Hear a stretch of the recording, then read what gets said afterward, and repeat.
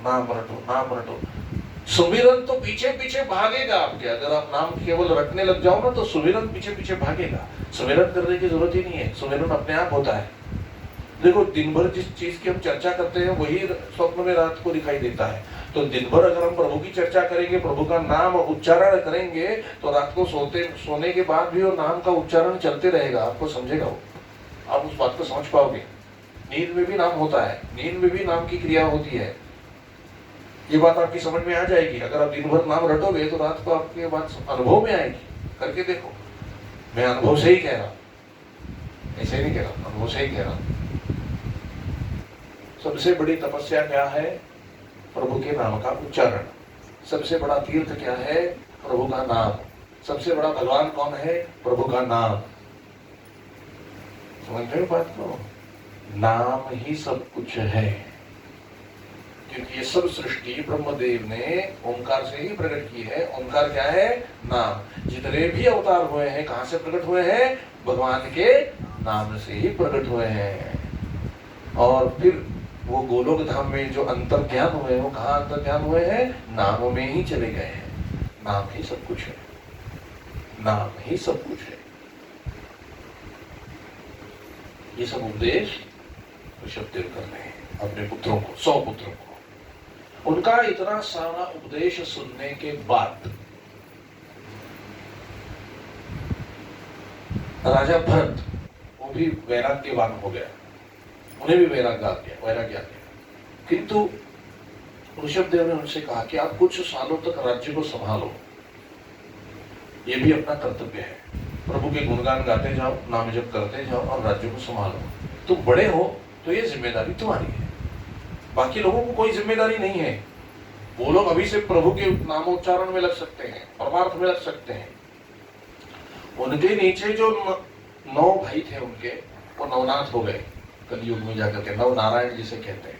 और बाकी के सब भाई भी अपने अपने ढंग से परमार्थ करते चले गए। और राजा भरत केवल अकेले ही राज्य कर रहे थे। इन्हीं भरत की वजह से ये जो खंड है हमारा, अजनाभ खंड है। कौन सा खंड है? अजनाभ खंड। इसी को राजा भरत के नाम से भारत खंड कहा गया है, क्योंकि वो भा मतलब अध्यात्म में रत थे, इसलिए भारत नाम हमारे भूमि को पड़ा हुआ है। राजा भरत कुछ साल उन्होंने राज्य किया और फिर अपने पुत्रों को राज्य सौंप कर वो भी परमार्थ करने के लिए सर्वसंग परित्याग करके वन को चले गए। ये कथा बहुत महत्वपूर्ण है, इसे सुनो, बहुत महत्वपूर्ण कथा है। राजा भरत वन में तो चले गए और वन में तपस्या करने लग गए। दिन में कितने माला जप किया करते थे राजा भरत? 200 माला। 20,000 तो उनका जप होता था। 200 माला उनका जप होता था दिन में। सुबह जल्दी उठते थे, 4 घंटों तक जप करते थे। फिर होम हवन स्नान वगैरह सब क्रिया करने के बाद थोड़ा सत्संग करते थे। फिर भोजन के लिए कुछ सामग्री लेने जाते थे, फिर वापस आते थे। 1-2 घंटा विश्राम करने के बाद फिर से कथा सुनने में लग जाते थे साधुओं के संग में। फिर से रात को नाम जप में बैठते थे और रात को 11-12 बजे सो जाते थे। ये उनका दिनक्रम था। बहुत साल उन्होंने जप किया, इतना जप किया, दाढ़ी वगैरह बढ़ गई, शरीर कृष्ण हो गया और सब चींटियां शरीर पर रेंगने लग गई। ये सब हो गया, उनको पता ही नहीं था और वो कुछ करते नहीं थे। जब कोई आदमी नाम जप में लग जाए ना, ये करके देखो, रास्ते पर जानवर बैठे हुए होंगे, कुत्ते बैठे हुए होंगे, आप पर नहीं भौंकेंगे अगर आपका नाम जप बहुत है तो, क्योंकि हमसे जो वाइब्रेशंस निकलते हैं वो उन तक पहुंचते हैं। और प्राणी लोग जो है उनको, सभी प्राणियों को, सभी जानवरों को समझ कहाँ से होती है? वाइब्रेशन से होती है, कंपनों से होती है। उनमें बुद्धि नहीं है लेकिन कंपन है। कंपन उनको सबसे ज्यादा सुनाई देता है, जल्दी सुनाई देता है, वाइब्रेशंस वो जल्दी कैच करते हैं। तो हमारे अंदर से जो भी कंपन निकलेंगे, जो भी वाइब्रेशंस निकलेंगे, वो जल्दी से जल्दी कैच करते हैं। सो वो समझ जाता है कि हमारे मन में क्या है, ये हमारे लिए सुरक्षित है या असुरक्षित है, वो उनको पता चलता है। कोई आदमी जाने वाला होगा तो उनको पहले पता चलता है, रोते हैं। कहाँ से पता चलता है? वाइब्रेशंस है, कंपन है। तो हम जब नाम जप करते हैं ना, तो हमारे अंदर से बहुत से कंपन बाहर निकलते हैं, अच्छे पॉजिटिव वाइब्रेशंस निकलते हैं, जो वो लोग कैच करते हैं उनको कुछ नहीं करते। इसी तरह चींटियां भी हो तो कुछ नहीं करती थी राजा को, क्योंकि वो बहुत जाप करते थे। फिर सुबह उठ के नहाते थे, फिर जाके सत्संग करते थे। इस तरह से उनका दिनक्रम हो रहा था। एक बार नदी में नहाने के लिए राजा भरत गए। वहां पर दूसरे किनारे पर एक हरिणी पानी पीने के लिए आई थी। वो पानी पी रही थी, वो गर्भवती थी। उतने में वहां से एक शेर गुजरा और उसने जोर से गर्जना कर दी। उस गर्जना की आवाज से भयभीत हुए वो हरिणी घबराई, वो बहुत घबराई और पानी में कूद गई दूसरे किनारे पर जाने के लिए। उसी समय वो प्रसूत हो गई और उसका बच्चा पानी में गिर गया।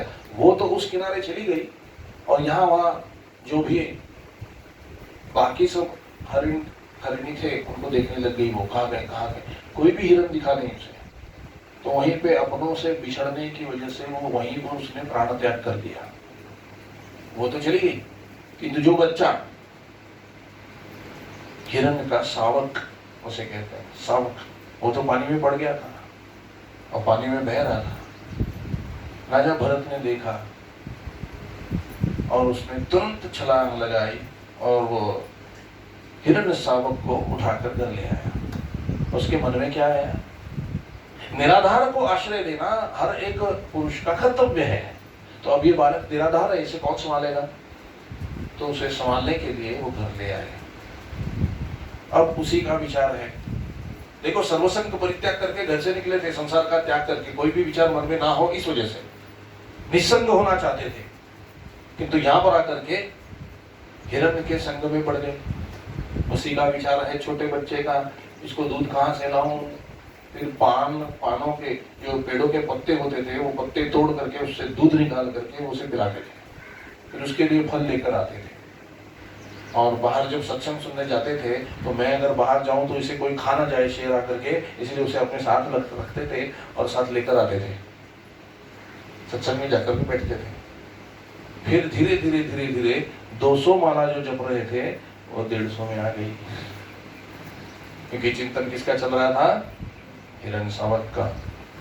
फिर 150 माला 100 में आ गई, 100 माला 50 में आ गई, 50 माला 10 में आ गई। देखो, जब मालाएं कम होती है ना, हमारी रोज का नियम अगर हमारा कम पड़ने लग जाए तो सोचो कि हमारा चिंतन कुछ अलग बन रहा है।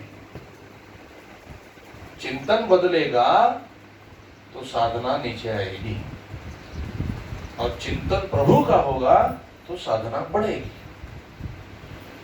हमारे साधन को, परमार्थ प्राप्ति की साधना को किसी और की नजर नहीं लगती, हमारी खुद की नजर लग जाती है। दो ही चीज होती है, साधना कम हो जाती है तो उसके दो ही कारण होते हैं। एक होता है चिंतन बदलना और दूसरा होता है अभिमान। साधन में अगर अभिमान आ जाए, सेवा में अगर अभिमान आ जाए तो सेवा में कमी आ जाती है, साधन में कमी आ जाती है। और अगर चिंतन बदल जाए तो भी, जैसे टीवी पर कोई अच्छा प्रोग्राम आ रहा है, बात सेवा के लिए नहीं जाते हैं, चिंतन बदल गया, सेवा बदल गई। ठीक है ना बात? चिंतन बदल गया। संसार का चिंतन ज्यादा नहीं करना चाहिए। चिंतन कहाँ से होता है? चर्चा से होता है। तो चर्चा भी नहीं करनी संसार की बातें भी नहीं सुननी, संसार की बातें कहनी भी नहीं है किसी को, उसका कोई फायदा नहीं है। आज हम लोगों ने बचपन से लेकर के अब तक जो भी संसार के बारे में चर्चा की है, उसका फल क्या है? उसकी वैल्यू अगर हम कहने जाए कि उसकी वैल्यू क्या है? 0। और आपको पता चलेगा कि उससे तो, इस चर्चा से तो झगड़े ही ज्यादा हुए हैं, शांति तो कभी मिली नहीं। तो जिस चीज से नुकसान है उस चीज को करे क्यों? हाँ, भगवत चर्चा करते हैं तो भगवान का चिंतन होता है, भगवान का चिंतन होता है तो शांति, सुख, आनंद, प्रेम सब कुछ मिल जाता है। तो जिसमें फायदा है वो चीज करो, इसमें नुकसान है वो क्यों करें? इसमें फायदा हो वो करो। राजा भरत, उसको चिंतन सिर्फ उस हिरण शावक का है, उससे वो बातें करने लग गया, उसमें बहुत प्यार आने लगा। अब क्या हो गई परिस्थिति? जब वो हिरण शावक सोता था तभी ये राजा भी सोते थे। वो जब भी भोजन करता था तभी ये राजा भी भोजन करते थे। वो जहाँ जहाँ भागता था वहीं पर राजा पीछे पीछे भागते थे, उसे कुछ हो ना जाए, उसे कुछ हो ना जाए, मेरा प्यारा मेरा प्यारा। माला हो गई 0, एक भी माला नहीं होती थी।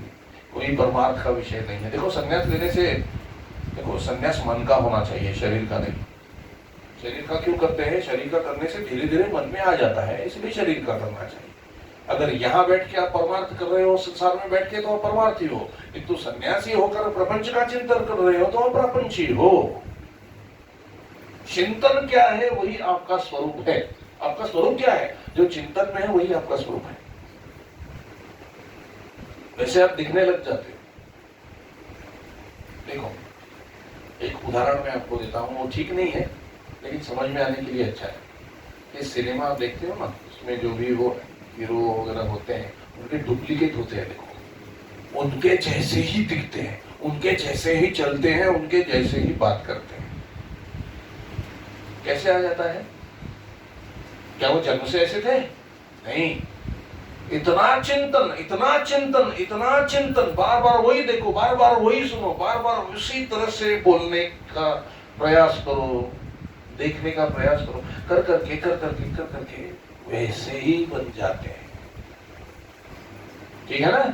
ऐसे ही दिखने लग जाते हैं, वैसे ही बात करते हैं, आवाज भी वैसे ही हो जाती है कि नहीं? चिंतन से। यही हमारी ताकत अगर हम श्री कृष्ण चंद्र जी के चिंतन में लगा दें तो हम भी श्री कृष्ण बन जाएंगे। जैसे मीरा माता कृष्ण जी का चिंतन कर करके भगवान श्री कृष्ण बन गई, गोपिका भी कृष्ण बन गई। गोपिकाओं को पूछा आप कौन हो? बोले पता नहीं। राधा माता को पूछा आप कौन हो? कहीं पता नहीं। राधा हो कि कृष्ण हो? पता नहीं, शायद मैं कृष्ण हूं। फिर बोले नहीं राधा हूं। फिर नहीं राधा, मैं कृष्ण हूं। फिर कृष्ण जी से पूछा आप कौन हो? बोले मैं राधा हूं, मैं ललिता हूं, मैं ये हूं, मैं ये गोपी हूं, मैं वो गोपी हूं। और फिर से कहा तुम भी पूछने वाले मैं ही हूं और मैं भी मैं ही हूं। चिंतन, चिंतन से ही हम बदलेंगे। अंदर से बदलाव अगर चाहते हो तो चिंतन बदलो, चिंतन बदलो, आप अंदर से पूरी तरह से बदल जाओगे, चमत्कार हो जाएगा। और ये चिंतन आसान होता है नाम जप से। क्योंकि कोई भी चीज हम 24 घंटा नहीं कर सकते, 24 घंटे भजन भी नहीं कर सकते, 24 घंटा केवल नाम मुख से उच्चारण कर सकते हैं। ठीक है ना? तो नाम जप से ज्यादा चिंतन सुलभ हो जाता है। तो राजा भरत फंस गए। अब वो उसी हिरण सावक के पीछे पीछे भागने लग गए और वो हिरण भी बड़ा हो गया। बड़ा होने के बाद एक दिन जंगल में गया तो उसको अपने रिश्तेदार दिख पड़े, सब हिरण। उसको समझ में आ गई बात, अरे मैं ये नहीं हूं, मैं तो ये हूं। कहाँ रह रहा था मैं?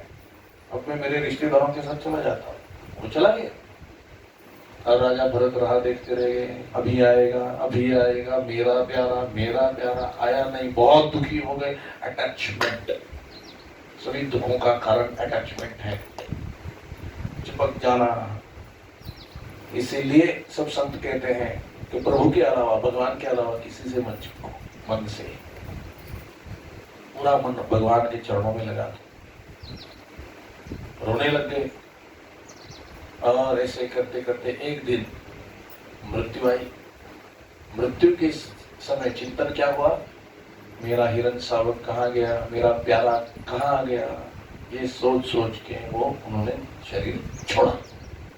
अंतिमति सा गति, ये याद रख लो। अंतिमति सा गति, जो मरते समय हमारा भाव होता है वही शरीर हमें प्राप्त होता है। अगले जन्म के लिए वही कारण होता है। तो अब हिरण का चिंतन होने की वजह से राजा भरत, उनका अगला जन्म हिरण का हुआ। वो हिरण तो हो गए किंतु उनकी तपस्या जाया नहीं गई। उन्होंने तपस्या तो की थी। किसी भी प्राणी को बुद्धि नहीं होती, स्मरण नहीं होता, किंतु उन्होंने तपस्या इतनी की थी कि हिरण के जन्म में जाने के बाद भी उनकी स्मृति कायम रही। उनकी स्मृति थी वैसे ही थी पहले जैसे। और उन्हें याद आया मैं कितना पागल था, एक हिरण के चिंतन करते करते मैंने शरीर छोड़ा, इसलिए मुझे हिरण के जन्म में आना पड़ा, और मेरी साधना जहां से छूटी थी वहां तक की पूरी याद उनको आ गई। और कहा अरे अरे अरे अरे, कहा किस लिए मैं निकला था, और ये क्या हो गया, अब हिरण के जन्म में तो साधना हो नहीं सकती, अब क्या करना चाहिए, अब मानव जन्म फिर से आसानी से नहीं मिलेगा, 84 लाख योनियों में घूमना पड़ेगा। लेकिन तपस्या की वजह से उन्हें पता था कि अगर मैं संतों के चरणों में जाकर बैठूं, अगर उनकी कृपा दृष्टि मुझ पर हो गई, तो 84 लाख योनियां भी बीच में नहीं आती, सीधा मानव जन्म मिलता है, सीधा मानव जन्म मिलता है। ये संतों की बड़ी कृपा होती है। देखो, हम जिन सब इंसानों में रह रहे हैं, हमारे आसपास जो भी है, उनका बर्ताव देखो। कोई पागलों की तरह हंसता रहता है, छोटी छोटी बात पर मस्ती करता है, कोई एकदम गुस्सा करता है, कोई एकदम मारने के लिए दौड़ता है। इंसान तो सभी है, किंतु स्वभाव सबके अलग है। इतना क्रूर कोई कैसे हो सकता है? अरे वो क्रूर श्वापद ही था पिछले जन्मों में, सिंह रहा होगा, बाघ रहा होगा, शेर रहा होगा, किसी संत की दृष्टि पड़ने से मनुष्य शरीर मिल गया है। बस समझे? कोई उछल कूद करता है तो समझो वो बंदर ही होगा। पिछले जन्मों में संत की कृपा दृष्टि होने के बाद मनुष्य शरीर मिला है, तो इसी जन्म में भी वही कर रहा है ना? और रात को कोई ऐसा घर होता है, ऐसे मैंने सुना, 9 बजे के बाद, 11 बजे के बाद सब लोग बंदरों की तरह उछल कूद करते हैं, लाइट बंद करके, चालू करके, क्या कहते हैं, डिस्को फिस्को, क्या होता है पता नहीं। संत की कृपा दृष्टि से शरीर तो मिला, फिर भी बंदरों की तरह नाच ही रहे हैं। ये है, संतों की कृपा की वजह से 84 लाख योनि में भटकना नहीं पड़ता, मनुष्य जन्म प्राप्त हो जाता है। आपका उद्धार करने के लिए, आपका उद्धार आप ही को करना होगा, उससे उसके लिए जो व्यवस्था है, वो व्यवस्था संतों की तरफ से आपकी हो जाएगी। ये सोच करके राजा भरत संतों के आश्रम में, वो हिरण के जन्म में तो थे ही, संतों के आश्रम की इधर उधर घूमने लगे। संत लोग जहां बैठे थे वहां बैठने लग गए। संतों की कृपा दृष्टि हुई, उनकी तरफ संतों ने देखा, कृपा की दृष्टि हुई, और उनको वो शरीर उन्होंने संतों को देख के छोड़ा, हिरण का शरीर। और संतों की कृपा दृष्टि की वजह से फिर से उन्हें मनुष्य शरीर की प्राप्ति हुई। मनुष्य शरीर मिलने के बाद भी उन्हें ये ज्ञात था कि इस जन्म में मुझे किसी से कोई सरोकार नहीं रखना है, कोई संबंध नहीं रखना है। अगर मैं किसी में उलझ गया तो फिर से ये मानव जन्म खराब हो जाएगा। पक्का दिमाग में बैठाया हुआ था। अब उनका जन्म तो हो चुका था, उनके माता पिता तो जो थे उनको बड़ा आनंद हुआ था। वो एक एक उनके संस्कार करने लगे, कर्म संस्कार करने लगे, उनको गायत्री मंत्र का पाठ सिखाया। रोज 6 साल के होने तक उनको गायत्री मंत्र सिखाया, लेकिन वो बोल के नहीं दिखाते थे भरत। क्यों? अगर मैंने बोल दिया तो कल विवाह के मंत्र सिखा देंगे, अगर विवाह के मंत्र सिखा दिए तो फिर आगे अंतिम संस्कार के भी किसी के मंत्र सिखा देंगे और मुझे यही कर्म कांड में फंसा देंगे, फिर से मैं फंस जाऊंगा, अपने उद्धार के लिए कुछ कर नहीं पाऊंगा। तो उन्होंने ये मंत्र उन्हें बताया ही नहीं, बोल के ही नहीं बताया, ऐसे बर्ताव कर रहे थे जैसे उनके कुछ समझ में ही नहीं आ रहा था। तो पिताजी को लगा ये जड़ बुद्धि है, फिर उनका नाम जड़ भरत पड़ा। वही थे जड़ भरत। फिर कुछ काम के नहीं है, सीखते नहीं है, पढ़ते नहीं है, चलो उनको खेतों में भेज दो। भाई थे उनके, कई भाइयों ने कहा कि चलो जाओ खेतों में काम करो। तो खेतों में गए, तो जहां पे खड्डा खोदना था वहां पर मट्टी डाल दी, और जहां पे मट्टी डालनी होती थी वहां पर गड्ढे खोद दिए। ऐसे उल्टे सुलटे काम जानबूझकर कर रहे थे ताकि उन्हें कोई घर में ना रखे। ये सब होने के बाद घर में पिताजी को पता चला कि ये सब उल्टा सुल्टा काम कर रहे हैं। तो भाइयों ने कहा कि इसे मत रखो, ये कुछ काम का नहीं है, ये क्या करेगा घर में बैठ करके। फिर उनकी भाभियां थी, भाभियों ने कहा चलो कुछ नहीं करते हो तो बर्तन घसो।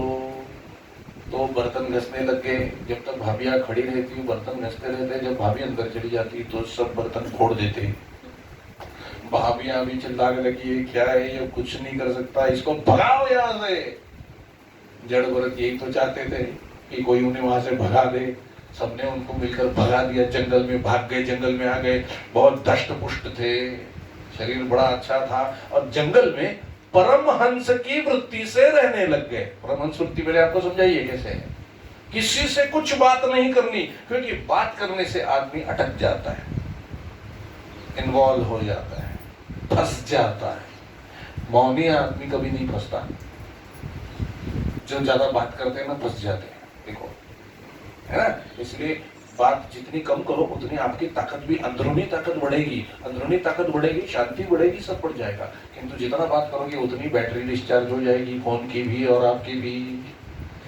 इसीलिए 2-2, 3-3 घंटे बात नहीं करना, किसी से भी बात नहीं करना। संभालो उस शक्ति, ये शक्ति है, वाणी एक शक्ति है, उसे प्रभु के नाम में खर्च करो तो वो बढ़ेगी। बाकी चीजों में खर्च करोगे तो वो बढ़ जाएगी, कोई उसका फायदा नहीं है। तो वो मौन रहने लगे। मौन की एक अपनी बड़ी शक्ति है। वो मौन रहने लग गए, किसी से कुछ बात नहीं करते थे। जंगल में इधर उधर घूमते थे, किसी ने खाना दे दिया तो खाना खा लेते थे, कोई खाना ना दे तो वैसे ही रहते थे। 6-6 दिन 8-8 दिन वैसे ही पड़े रहते थे। कभी स्नान किया नहीं किया, ऐसे ही परमहंस वृत्ति से रहने लग गए और केवल चिंतन प्रभु का कर रहे थे, केवल प्रभु का चिंतन, केवल प्रभु का चिंतन। नारायण के सिवा उनको किसी से कुछ लेना देना ही नहीं था, बस प्रभु का चिंतन करो, अखंड चिंतन प्रभु का करते रहे। एक दिन उसी जंगल के मार्ग से एक राजा जा रहा था, जिसका नाम रहुगण था। वो अध्यात्म का प्रेमी था, किंतु राजा था, अहम भाव था उसमें, और पालकी में बैठा हुआ था। और पालकी चला रहे थे कहार पालकी उठाकर चला रहे थे। उसमें से एक कहार की तबीयत अचानक खराब हो गई, तो राजा ने कहा चलो पकड़ो, कोई और रहेगा कहार, वहां से उठाओ और उसको जूतो इसमें। तो बाकी सब कहारों ने देखा, इधर उधर कोई दिखाई नहीं दिया। एक हट्टा कट्टा आदमी दिखाई दिया, उसे जबरन पकड़ के ले आए और उसे कहार बनाकर जोत दिया पालकी उठाने के लिए। वो कोई और नहीं था, जड़ भरत थे। जड़ भरत कुछ बोलते ही नहीं थे, कोई भी उनसे कोई भी काम करवा लो कर लेते थे, क्योंकि बोला तो फंसा, तो बोलते ही नहीं थे। कहारों का काम दे दिया। तो उन्होंने पालकी उठाई, उन्हें कहा कि उठाओ पालकी। उठाई पालकी, अंदर बैठे थे राजा। और वो पालकी कैसे चला रहे थे, वो परमहंस मार्ग के थे। तो चलते चलते रास्ते में कोई कीटक आ जाए या चींटी आ जाए तो एकदम से छलांग लगा के आगे चले जाते थे। राजा अंदर उल्टा हो जाता था पालकी में, और चिल्लाता था, अरे क्या कर रहे हो, क्या पालकी उठाने नहीं आती। एक बार बोल दिया, 2 बार बोल दिया, अब नहीं करो। फिर उठाया। ये राजा रहुगण कौन था पता है, वही हिरण सावक था। क्योंकि राजा भरत भी संत ही तो थे, उनकी कृपा दृष्टि से वो हिरण सावक आदमी बन गया, और हिरण की कृपा से ये हिरण बने थे, जो अब जाकर के आदमी बने। बात समझ में आई? ये वही थे हिरण सावक। मैंने कहा था पहले दिन आपसे, कर्म से ही मिलन होता है, कर्म नहीं हो तो एक दूसरे को हम नहीं मिलेंगे, अगर कर्म हो तो ही मिलते हैं। ये हिरण सावक ही था। उसमें अध्यात्म की रुचि कैसे पैदा हो गई? अरे राजा भरत ने जिसकी सेवा की है उसमें अध्यात्म की रुचि नहीं होगी, इसीलिए तो अध्यात्म की रुचि हो रही थी। वो पालकी लेके कहाँ जा रहा था? कपिल महामुनि के पास जा रहा था कि हमारा जन्म क्यों है, ये सब पूछने के लिए जा रहा था। क्या करना चाहिए खुद का स्वस्वरूप पहुंचने के लिए, अध्यात्म ज्ञान प्राप्त करने के लिए, खुद भगवान की प्राप्ति के लिए क्या करना चाहिए, सब पूछने के लिए, सत्संग करने के लिए जा रहा था। और सत्संग जिसने दिया था पिछले जन्मों में, वही उनकी पालकी उठा रहा था। एवं कर्मगति कैसी है। फिर से रास्ते में अगर कोई चींटी आ जाए तो छलांग लगाया करते थे। फिर से राजा उलट पलट हो जाता था अंदर। फिर वो अंदर से चिल्लाया, कौन हो तुम, कभी पालकी नहीं चलाई, दंड दूंगा मैं तुम्हें, तुम जानते नहीं हो मैं कौन हूं।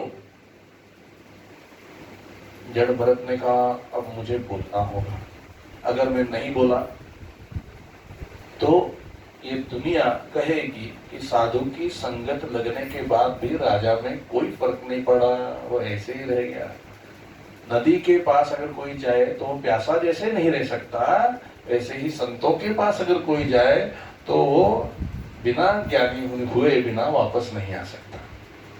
ये संतों का कमाल है। तो फिर राजा को जड़ भरत ने कहा, कौन हो तुम? अरे मैं राजा हूं। जो तुम हो, ये कहार भी वही है, मैं भी वही हूं। ये राजा जो तुम अपने आप को मान बैठे हो, क्या तुम सचमुच में राजा हो? क्या राजा का शरीर या उपाधि धारण करके रखी है? जैसे ये अपने आप को कहार समझ रहे हैं, तुम अपने आप को राजा समझ रहे हो। मैं तो अपने आप को कुछ भी नहीं समझ रहा, इसे मुझे पता ही नहीं कि मैं कौन हूं। बात देखो क्या कर रहा है, बड़े ऊंचे लेवल की बात है। ये कहार अपने आप को कहार समझ रहे हैं, तुम अपने आप को राजा समझ रहे हो। मुझे पता ही नहीं कि मैं कौन हूं, लेकिन दिखने में हम सब तो एक जैसे हैं, फिर अलग अलग कैसे हुए? वही वेदांत पढ़ रहा था अंदर बैठ करके राजा रघुगण, उसे लगा कि ये कुछ अलग है। एकदम से साष्टांग दंडवत कर दिया और कहा, प्रभु आप ही मुझे अध्यात्म ज्ञान दे सकते हो, कृपा करके मुझे ज्ञान दो, आप तो बड़े ज्ञानी हो, आप यहाँ कहाँ आ गए? फिर उन्होंने कहा, राजा सुनो, ये जो तुम कह रहे हो कि तुम राजा हो, ये देह अभिमान है, और इसी देह अभिमान के मोह में फंसकर मैं इंसान से हिरण की योनि में पहुंच गया था, और फिर हिरण की योनि से संतों की कृपा से अब मैं फिर इंसान बन गया। तो मेरा अनुभव सुनो, देह का अभिमान मत रखो। हम सब श्री हरि के अंश हैं, भगवान के अंश हैं, और केवल उन्हीं की तरफ हमारी दृष्टि होनी चाहिए, बाकी संसार की तरफ नहीं। जो तुम राजा हो, राजा के कर्तव्य करो, किंतु ये जिम्मेदारी तुम्हें प्रभु ने दी है, इसीलिए उसे करना है। किंतु तुम तो प्रजा के और प्रभु के सेवक हो, तुम मालिक नहीं हो, ट्रस्टी हो। ये बात मैंने आपको पहले बताई। पूरा अध्यात्म ज्ञान राजा जड़ भरत ने राजा रघुगण को दिया। वो भी कृतार्थ हो गए और उनको प्रणाम करके पालकी में बैठकर निकल लिए। राजा जड़ भरत जंगल में गए, कई सालों तक ऐसे ही रहे, और फिर एक दिन शरीर छूटने का समय आया, लेकिन मन के अंदर किसी से भी कोई लगाव नहीं था, केवल श्री हरि के चरणों की भक्ति थी। सो भगवान श्री हरि वहां पर प्रकट हुए और भगवान के चरणों में जड़ भरत विलीन हो गए, छूट गए, मुक्त हो गए। सो इस कहानी से हमें क्या सीखना है? अंतिमति सा गति। थोड़ा सा इससे एक छोटी कहानी याद आती है, मैं आपको बताता हूँ, जो कलयुग में घटी थी। एक साधु थे जंगल में,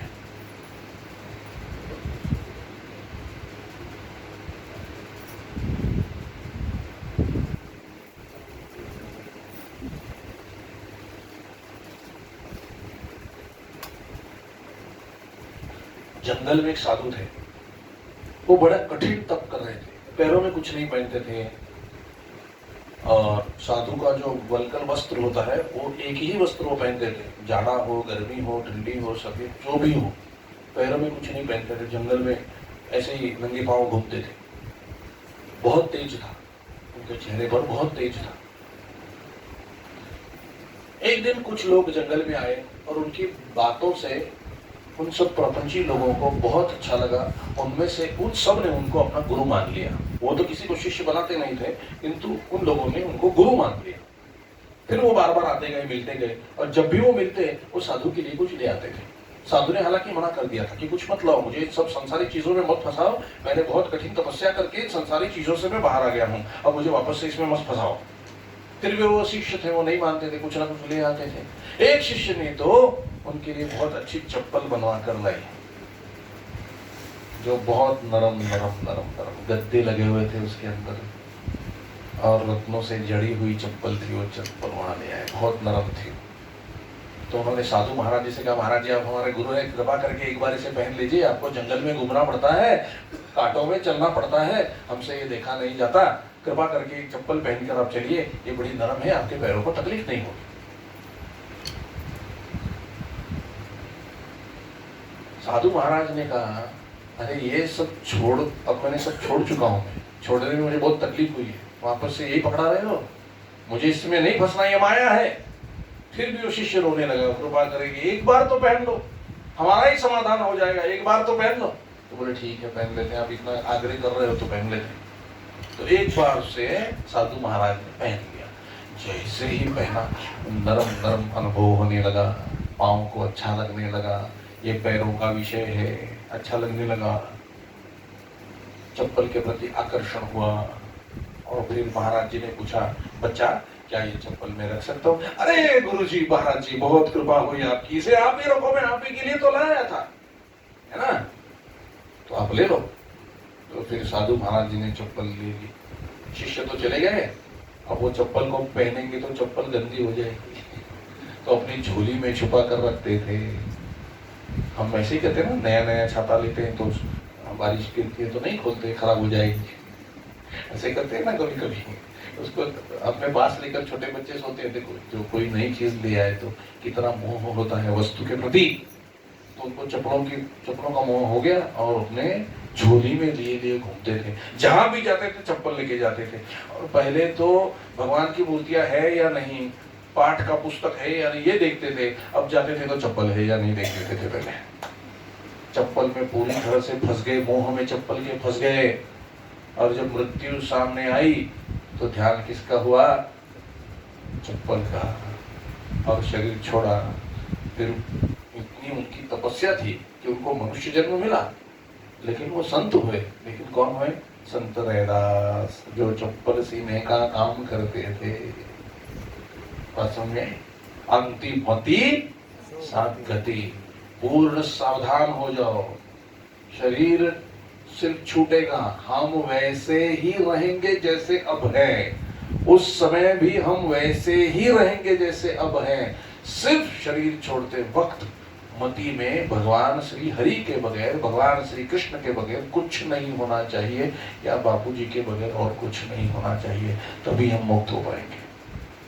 और संतों का कमाल यही होता है कि भूले भटके अगर मृत्यु समय आपको कोई अलग बात भी आ जाए ना, तो संत वहां आते हैं और आपकी मति हटा करके प्रभु का स्मरण आपको कराते हैं, भजन कराते हैं, ताकि उसी स्मृति में आपका शरीर छूटे।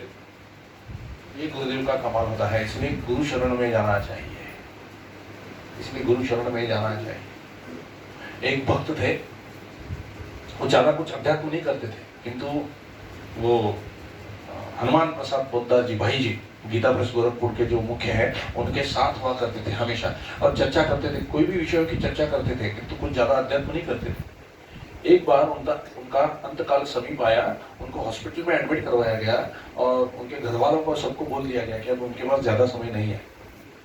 तो भाई जी गए, उनके पास बैठे और उनको उपदेश देने लगे कि अभी देखो क्या है, ये संसार पूरा नश्वर है, नश्वर चीज का चिंतन मत करो, जो अखंड है उसी का चिंतन हो तो अखंडत्व में जाओगे। तो उन्होंने कहा, देखो अभी आप आंखें बंद करो और देखो कैसे है भगवान श्री कृष्ण का स्वरूप, कैसा है, मेखला पहनी हुई है, वनमाला है, कवच है, कुंडल है, कौस्तुभ मणि है, सुंदर सी मुस्कान है, बंसुरी हाथ में है, अब तुम वृंदावन में हो। सब उनको ध्यान कराया, और ध्यान कराने के बाद एकदम